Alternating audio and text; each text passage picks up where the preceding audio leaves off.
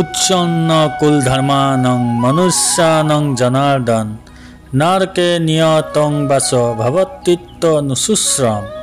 অৰ্থাৎ শ্ৰীমদ ভগৱত গীতাৰ অধ্যায় 1 শ্লোক 43 অৰ্জুনে ভগৱান শ্ৰীকৃষ্ণক সুধিছিলে, হে জনাৰ্দন, মই পৰম্পৰাক্ৰমে শুনিছোঁ যিসকলৰ কুল ধৰ্ম বিনষ্ট হৈছে সেই সকলোবোৰকে নৰকত বাস কৰিব লগা হয়।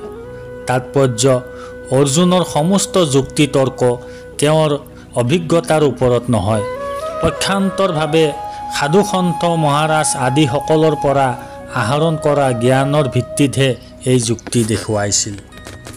আৰু এইটো প্ৰকৃত জ্ঞান লাভৰ পন্থা।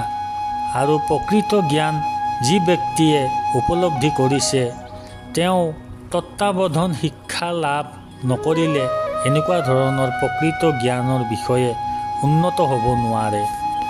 বৰ্ণাশ্ৰম ধৰ্মৰ বিধি অনুসাৰে মানুহক মৃত্যুৰ পূৰ্বে সমস্ত তেওঁৰ পাপ কৰ্ম পাপ মোচনৰ বাবে বিভিন্ন ধৰণৰ প্ৰায়শ্চিত্ত বিধি পালন কৰিবলগীয়া হয়। আৰু যিসকল ব্যক্তিয়ে সকলো সময়ত পাপ কৰ্মত লিপ্ত হৈ থাকে তেওঁলোকৰ বাবে এই বিধি অনুসৰণ কৰি প্ৰায়শ্চিত্ত কৰাটো অতি আৱশ্যকীয়।